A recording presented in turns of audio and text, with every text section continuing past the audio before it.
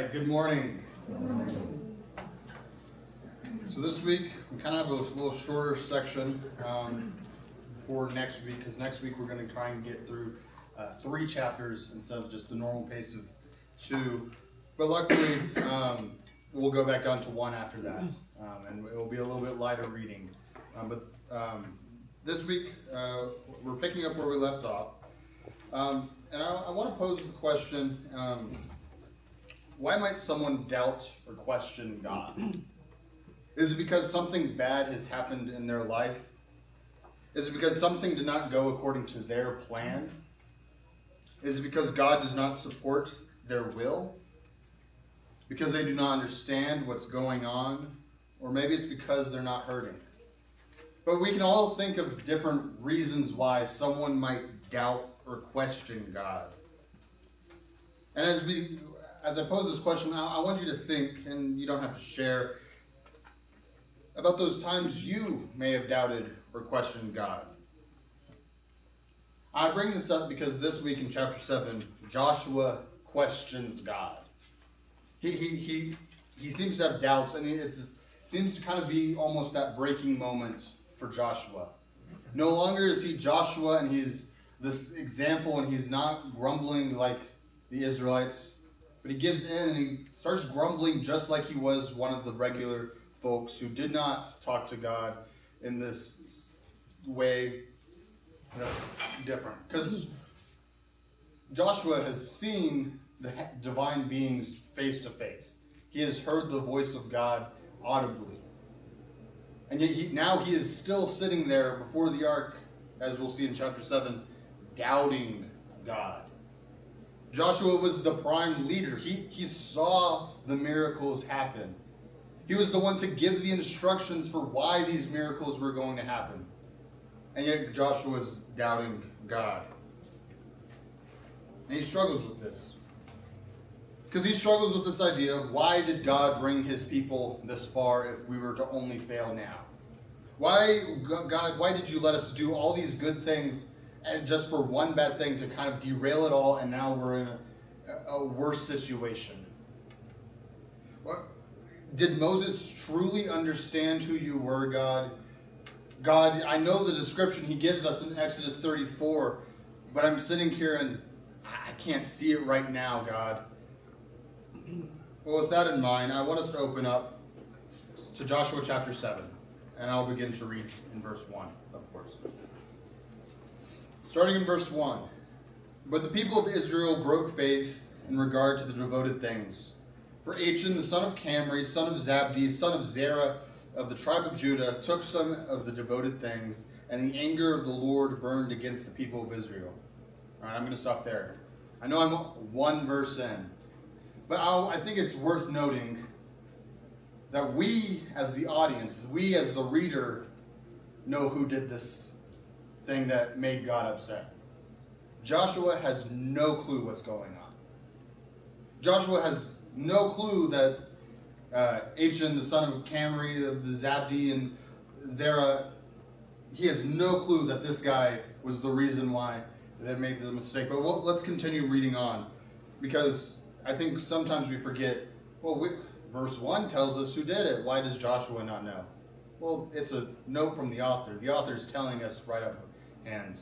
I think of one of the Batman cartoon. It was like an hour long, and so it was a movie, but that's because it was not 30 minutes or whatever. Well, we as the audience know who Batman is. Batman's Bruce Wayne. But through the whole movie, we see Bruce Wayne before he was Batman. We know what will happen. We know that eventually he'll put on the Batman suit and go fight crime. But for a large portion of this movie, he's never Batman. But we see him as Batman in the beginning, and then he has a flashback for most of the movie. Well, what happens is the audience is told from the beginning, hey, you know Batman? He's Bruce Wayne. You know this information. You know who Batman is. But now I'm going to tell you about how or what happened before everyone else found out, or before even Bruce Wayne figured out he's going to be Batman. Because as we pick up here in verse 2, we see what's happening around. We're seeing this now from Joshua's perspective. Joshua picks up and says, it says, Joshua sent men from Jericho to Ai, which is near Beth Haven, east of Bethel, and said to them, go up and spy out the land. And the men went out and spied out Ai, and they returned to Joshua and said to him, do not have all the people go up, but 2,000 or 3,000 men go up to attack Ai. Do not make the whole people toil up there, for they are few. So about 3,000 men were sent from the people, and they fled before the men of Ai. Wait, did I skip a line? Went up from there, and they fled before the men of Ai. And the men of Ai killed about 36 of their men, and chased them before the gate as far as Shebraim, and struck them at the descent. And the hearts of the people melted and became as water. Then Joshua tore his clothes and fell on to the earth on his face before the ark of the Lord until evening. And he said to he and the elders of Israel, and they put dust on their heads. And Joshua said, alas, O Lord, why have you brought this people over the Jordan at all to give us into the hands of the Amorites, to destroy us? Would that we had been content to dwell beyond the Jordan. O Lord, what can I say when Israel has turned their backs before their enemies? For the Canaanites and all the inhabitants of the land will hear of it, and it will surround us and cut off the great name from the earth. And what will you do for your great name? So we see Joshua question God. In this moment, he has, again, no idea what's happening around him. Which raises the question, how good of a leader is this that he doesn't know what his men are up to? Surely Achan was some sort of, I guess, one of the fighting men, because why else would he have been inside the city of Jericho to take anything? If he's supposed to be this military leader, surely someone would have noticed this and told Joshua. But no one does. Joshua is clueless at this point. Joshua at this point is taking it all on him. He's thinking, God, what have I done? Did I do something wrong as leader of Israel that I've messed up? I don't think I messed up. And sure, we can take another step back and see, well, Joshua, you didn't go pray to God for your instructions and your battle plan to go attack Ai. You thought you knew what you were doing. You thought, oh, what God wants me to do is to do kind of similar to what I did with Jericho. I'm going to send spies. They're going to tell me about this city, and I'm going to listen to what the spies think should work. Well, if we go back into the story of Jericho, that's not what happens. He sends the spies, and the spies tell him about these great walls, and the people become fearful, and so Joshua steps back and goes and asks God for help. Joshua's forgetting that step. He's forgetting to go and consult the Lord. And so picking up in the next section, verse 10, we get God's response. And it says, the Lord said to Joshua, get up. Why have you fallen on your face? Israel has sinned. They have transgressed my covenant that I commanded them. They have taken some of the devoted things. They have stolen and lied and put among their own belongings. Therefore, the people of Israel cannot stand before their enemies. They turn their backs before their enemies because they have become devoted for destruction. I will be with you no more unless you destroy the devoted things from among you. Get up, consecrate yourself and the people, and say, consecrate yourselves, for tomorrow, thus says the Lord, the God of Israel, there are devoted things in your midst, O Israel. You cannot stand before your enemies until you take away the devoted things from among you. So God responds. I think the response by God is a little different in Joshua's time than it is for us. We don't necessarily get to hear the get up, Joshua. You're kind of being foolish here. Understand, this has nothing to do with you in a verbal sense. God is actively and verbally speaking to Joshua. And I'm just speaking from my experience. You guys may have heard the voice of God audibly, and that's great. I'm so proud of you. I wish to reach that point in the faith. But at least for me, when I have those questions of God, it's never a verbal response. It's usually one of those coincidences that just seem to happen, or someone says something, and I'm sitting there, I'm like, wait a minute, that doesn't sound, what? You're not the one who's ever said anything like that. Where's this coming from? What? Wait, that's not how you usually talk. That's God talking through you.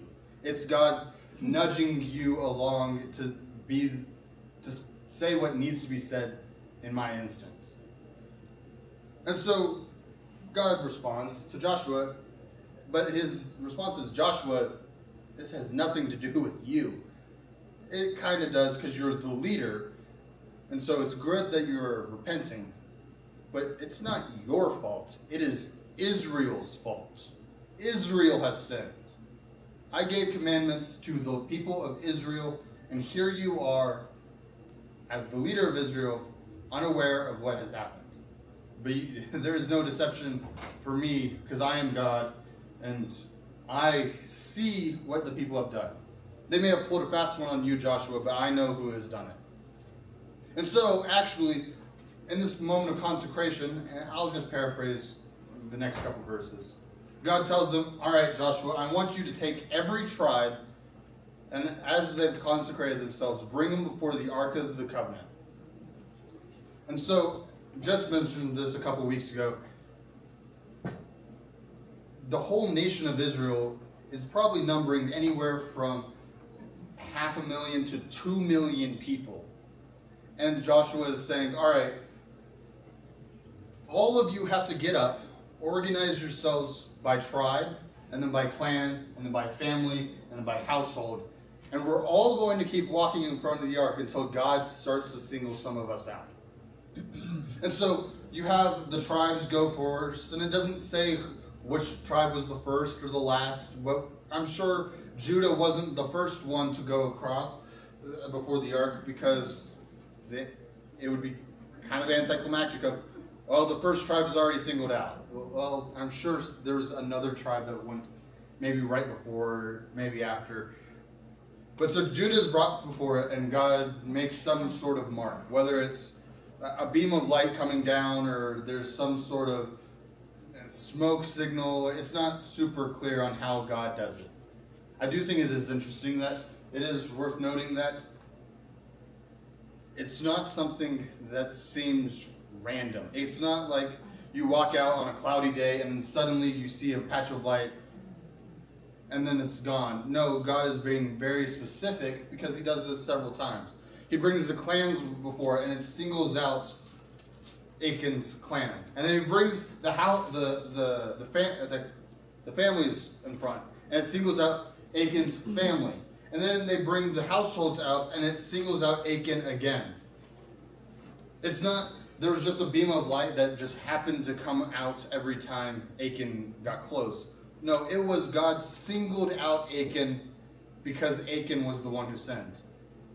And one of the things that I guess I didn't really notice the first time through, but it was brought up in prep class, is Achan had how many times to say, hey, it's me. Like, let's stop doing this whole pretend like we don't know who it is. I know who it is because I was the one who did it. I messed up. And so we continue on, but he doesn't do it. And so it becomes one of those situations where Joshua probably has to do the play dumb and say, well, Achan, your family's been highlighted by God. What are you doing here? And Achan has to kind of do the, all right, you got me. I'm sorry I did this, not because I'm genuinely sorry. I'm sorry because you caught me. I'm sorry that I was caught in doing this. And Joshua, the way Joshua phrases his question, I think is interesting.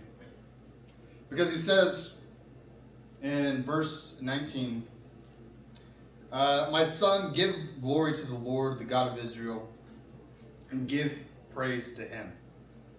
This kind of, at least for me, this kind of highlights that idea of this isn't just random. Achan, give glory to God, not in the sense of we're going to go sing songs of praise, but give him the respect and the honor that he is due, because he has done something miraculous. It may not be a great miracle that we're thinking of, like turning water into wine or resurrecting the dead or anything like that, but it is a miracle in the sense of the sun or the smoke or however God highlighted Achan and his family. That doesn't just happen. There is no way this happens without God's presence. God performed a miracle, and so Achan, don't just try and explain away what happened or deny that God has highlighted you because you're the one who has made the mistake. God has chosen you because he knows who you are, and so that is worth giving glory to God. Show him the respect by acknowledging that he has been able to identify you and your sin. Acknowledge him for what he has been able to do. Give him the glory and confess. Because God is truth and God knows truth, and so also by embracing truth, maybe you will be able to embrace God at least one last time. And Achan has kind of a weird thing. I kind of alluded to this last week. Achan took a beautiful cloak, a chunk of gold weighing 50 shekels, and 200 shekels of silver. He's not grabbing a whole lot, but it is one of those where he does kind of have some sticky fingers.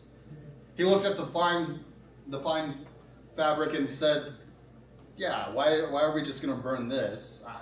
It'd be nice. I'd like to have it, so I'm going to take it. Well, this giant, or not necessarily giant, but this chunk of gold that's just sitting here, why should it be left in the ruin of Jericho? No one's going to really notice. I'm kind of at the back of the camp. I can just, what chunk of gold? I didn't see a chunk of gold. I'm going to just take it. And this bag of silver, I'm just going to take that as well. And he's hiding it so much that he's not flaunting it around. He buried it inside his tent. And he's hiding it. And you have to think, how long was he planning on hiding it? Because it's not like the tribe of Judah really gets to settle in the land until everyone else is settled. Judah is the tribe that gets to go out and finish everyone else's tasks because they can't seem to do it. And so how long was he going to carry around these devoted things in his tent, or how long was he planning on doing it? Of course, it doesn't last very long. God finds them out almost instantly because God sees and knows all. And it's one of those you have to sit there and think, okay, you did this, but what was your next step? What was your plan? You're not wearing this cloak out into battle, because then all your neighbors will realize, hey, wait a minute, that's a cloak from Jericho. Why do you have a cloak from Jericho? And you're not spending the gold or the silver because no one's going to trade with you because you're the conquering power. So what was your plan, Achan? Well, I'm going to say his plan was probably not to get caught with it. But after that, his plan seems to fall apart. It seems to kind of allude to this thing in human nature of we want and we desire and we have greed just because we're greedy, because we want it. I think of, I guess I'm sure it happened when I was younger. But little kids fall into this trap of, well, I want a toy just because someone else is messing with it. Because someone else has that toy, I want that toy. It doesn't matter that I've never played with that toy this week, or it's sat on that shelf for however long, but since Timmy has it, I now want it. And it kind of alludes to that bit of human nature of, well, Achan kind of falls into the same thing of greed doesn't really make a whole lot of sense logically. It doesn't make sense why Achan would pursue this other than he just wants it. He doesn't know how he's going to spend it. He's not going to necessarily be able to wear this robe for a while because who's not going to notice because they were all there. They all saw what was supposed to be burned at Jericho. So he has to hopefully wait for enough time to pass and all this, and it falls into the trap of he's greedy and he wants things just because he wants them. He has no idea, he has no plan. But then God gives Joshua the command of how things are supposed to be handled. To remove the things devoted for destruction, you must destroy them. Not only are you supposed to stone them, you are then supposed to burn them. And then, as an extra step, God doesn't necessarily command this, but Joshua does this thing that we've already seen him do, of he takes some of the larger stones and piles it on top of that place as a monument and a reminder to the people of, hey, why is there this pile of stones at this place? Well, if you must know, years ago, there was a man who thought he was better than God's commands, who thought he could escape God's wrath, even though God told him, don't covet wealth and possessions of your enemies, don't take what has been devoted to God's destruction. He thought he was better than that, and so he had to pay the sacrifice. He had to pay the price for his actions. He had to be punished, and the example here and the lesson here is, don't do things against the will of God. God tells you something is devoted for destruction. Don't try and take it from God. If God has devoted it for destruction, let it be devoted to destruction. But then we get to chapter 8 and the fall of Ai. So picking up in verse 1, it reads, And the Lord said to Joshua, Do not fear and do not be dismayed. Take all of the fighting men with you and arise and go to Ai. See that I have given it into your hand and the king of Ai, and his people, and his city, and his land. And you shall do to Ai and its kings as you did to Jericho and its king. Only its spoil and its livestock shall you plunder for yourselves. Lay an ambush against the city behind it. So Joshua and all the fighting men arose to go up to Ai. Joshua chose about 30,000 mighty men of valor and sent them out by night. He commanded them, Behold, you shall lie in ambush against the city behind it. Do not go very far from the city, but all of you remain ready, and I and all the people who are with me will approach the city. And when they come out against us, just as before, we shall flee before them. And they will come out after us until they have drawn them away from the city. For they will say, They are fleeing from us just as they did before. So we will flee before them. Then you shall rise up from the ambush and seize the city. For the Lord your God will give it into your hand. As soon as you have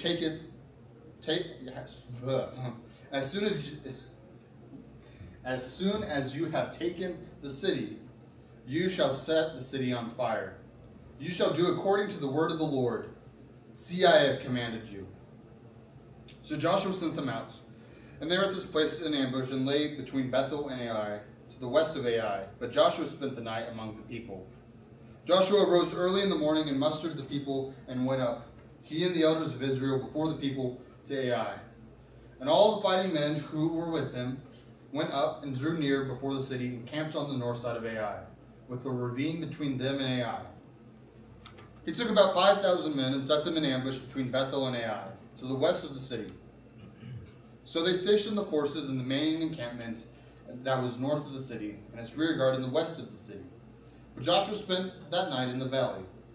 And as soon as the king of Ai saw this, he and all the people of the men of the city hurried and went out and appointed a place towards the Arabah to meet Israel in battle. But he did not know that there was an ambush set against him behind the city. And Joshua and all of Israel pretended to be beaten before them, and fled in the directions of the wilderness. So all the people who were in the city were called together to pursue them. And they pursued Joshua. They were drawn away from the city. Not a man was left in Ai or Bethel who did not go after Israel. They left the city open and pursued Israel. Then the Lord said to Joshua, Stretch out your javelin that is in your hand towards Ai, for I will give it into your hands. And Joshua stretched out the javelin that was in his hand towards the city.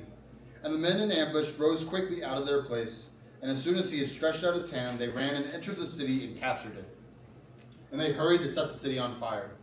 So when the men of Ai looked back, and behold, the smoke of the city went up into heaven, and they had no power to flee this way or that, for the people who had fled into the wilderness had now turned back against their pursuers. And when Joshua and all of Israel saw the ambush had captured the city, and the smoke of the city went up, they turned back and struck down the men of Ai. And the others came out of the city against them. So they were in the midst of Israel, some on this side and some on that side. And Israel struck them down until there was left none that survived or escaped. But the king of Ai they took alive and brought him near to Joshua. When Israel had finished killing the inhabitants of Ai in the open wilderness, they pursued him. And all of them, to the very last, had fallen by the edge of the sword. All Israel returned to Ai, struck it down with the edge of the sword, and all the people that fell, both men and women, were just 12,000. All of the people of Ai. But Joshua did not draw back his hand with which he stretched out the javelin until he had devoted all of the inhabitants of Ai to destruction. Only the livestock and the spoil of the city Israel took as their plunder, according to the word of the Lord that he commanded Joshua. So Joshua burned Ai and made it forever a heap of ruins as it is to this day.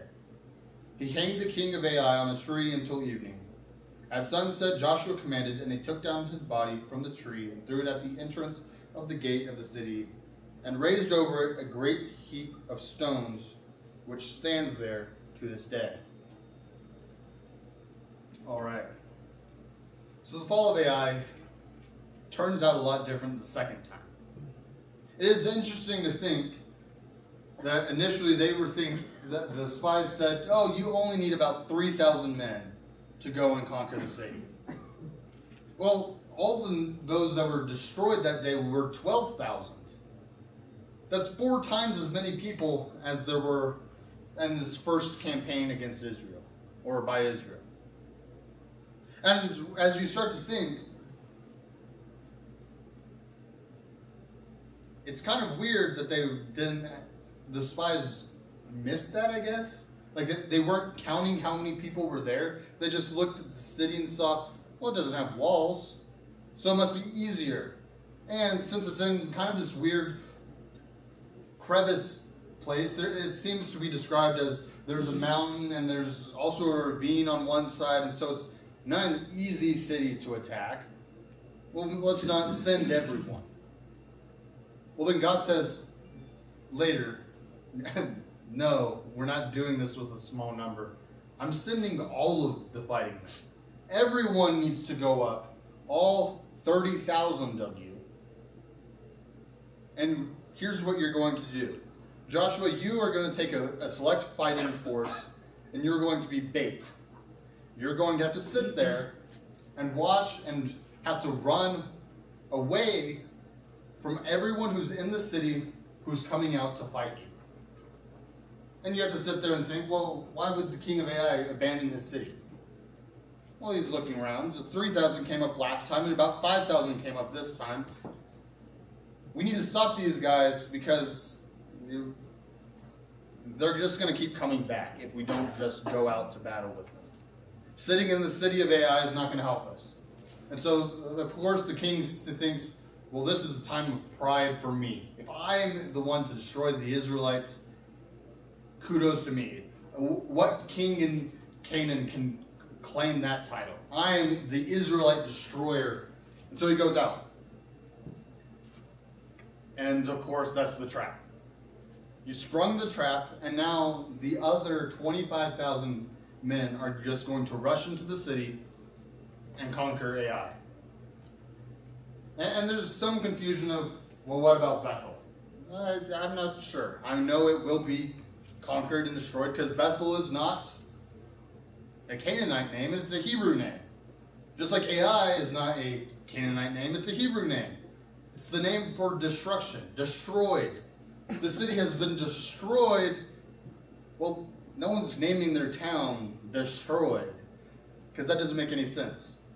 Now, we do have some weird naming conventions in the United States. It seems like after a point they start just pulling names out of a hat. It's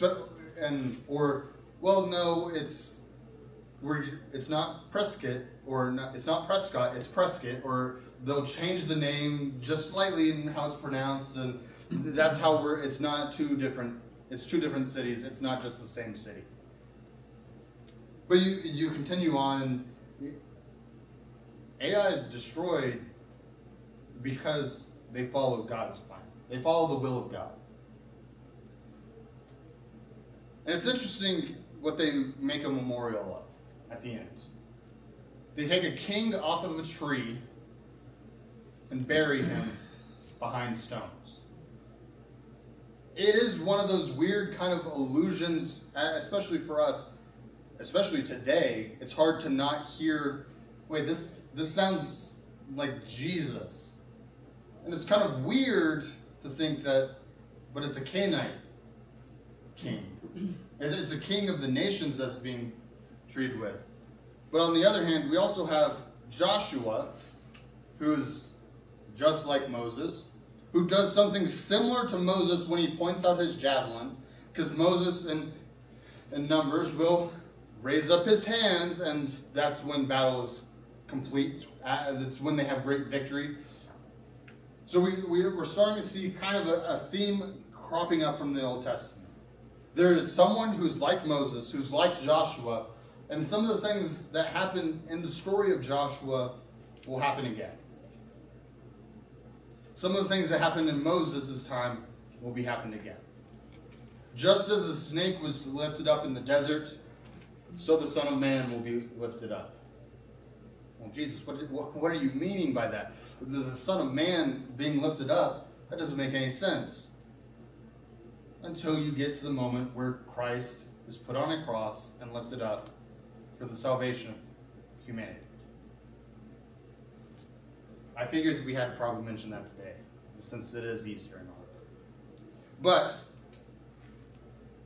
the chapter 8 continues, and chapter 8 ends kind of in a weird, I guess not necessarily weird. It ends in a spot that we'll return to later. They're returning to Shechem. Shechem is a city between two mountains, Mount Ebal and Mount Gerizim. And in the middle is where the people of Israel stood, and they have this ceremony of blessing and cursing. This is a practice that they were told to do back in Deuteronomy by Moses. Moses lays it out. Before he lays out the blessings and the cursings, he lays out exactly where you're supposed to stand, where you're supposed to be, and you can even jump back even further into Genesis. Why is this land important? Well, this is the land that Jacob buys. Jacob buys a plot of land in this area between Mount Ebal and Mount Gerizim, and that is where his family is, and that is where he digs a well, and that well happens to be the same well that Jesus drinks from with the Samaritan woman.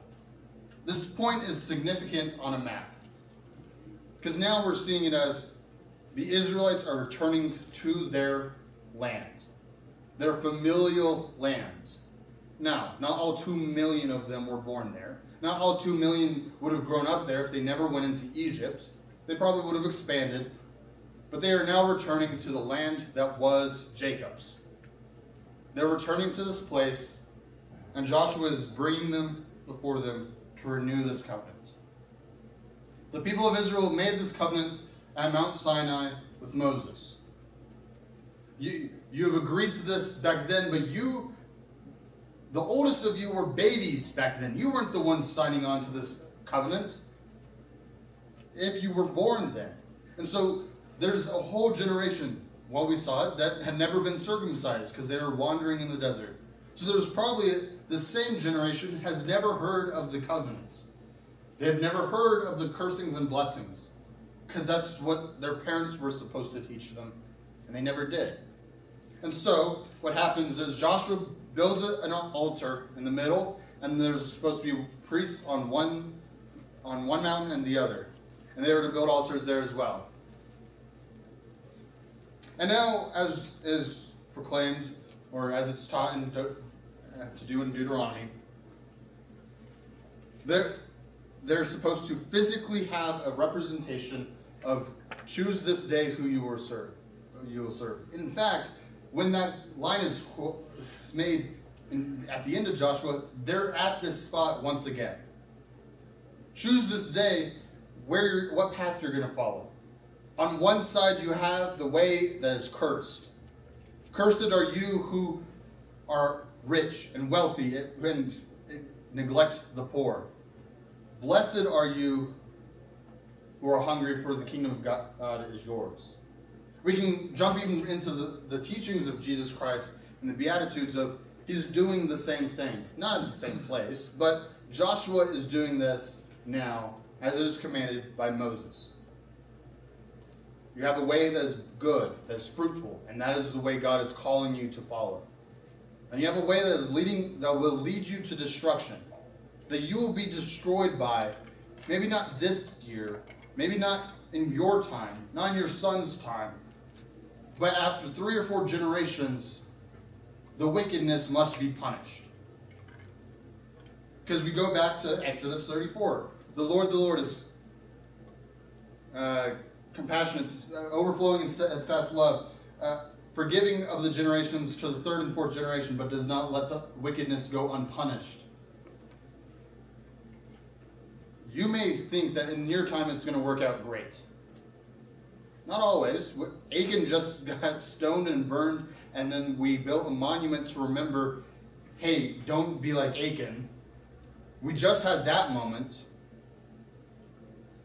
Look at the list of curses. These things will lead you to end up like Achan. And we jump into the time of the kings.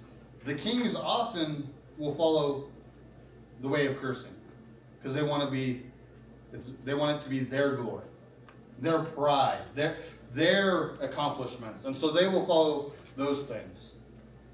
When it's always the prophets, and there's the few good kings will follow the way of blessing. But you fast forward into Jesus' time, the problem is the same. You have those who want it to be all about them, and so they are willingly choosing the way of cursing. And you have those who are downtrodden who don't believe that they're going to be blessed, but unknowingly they have decided to follow the way of blessings. Because it's not that, I should clarify. The poor aren't sitting there thinking that they actively chose a way that's going to bless them. They don't know what blessing do I have when I'm poor, when I'm hungry and I'm sitting and I'm a beggar on the street. What blessing is there in that life? Well, you are a child of God. You are blessed because you aren't absorbed with your self-wealth because you don't have any. You're not desiring what you're not coveting your neighbor. You're not coveting what is out there. You're humble. And the humble will be raised up, and the prideful will be cast down. And it happens again and again in the Bible. So as we conclude, we just have a few minutes left. I guess I'll open it up for questions. I know that's sometimes a dangerous thing, but any questions before we close up? All right. I thank you guys. And I want to leave you guys with this. We opened the class off with, have you ever doubted or questioned God? Well, doubts and questioning God doesn't lead you to that path of cursing. But it also doesn't necessarily lead you lead you to the path of blessing either. And sometimes it's okay to question God. God is big enough to handle your questions. I think sometimes we fall into this, you can't ask that question. How dare you ask that question? God will be angry if you ask that question. God's a lot stronger than we are. He knows better. He knows the answer. He knows the way. And part of questioning requires us to become humble? Is it not what we are supposed to do? Are we not supposed to humble ourselves before God? Are we not to become like sheep to our shepherd? It's okay to ask and have doubts. Because in those moments, so long as you're allowing yourself to be humble in those questions, that will lead you and help you form into a humble relationship with God. I thank you guys for this morning. Thank you guys. Thank you.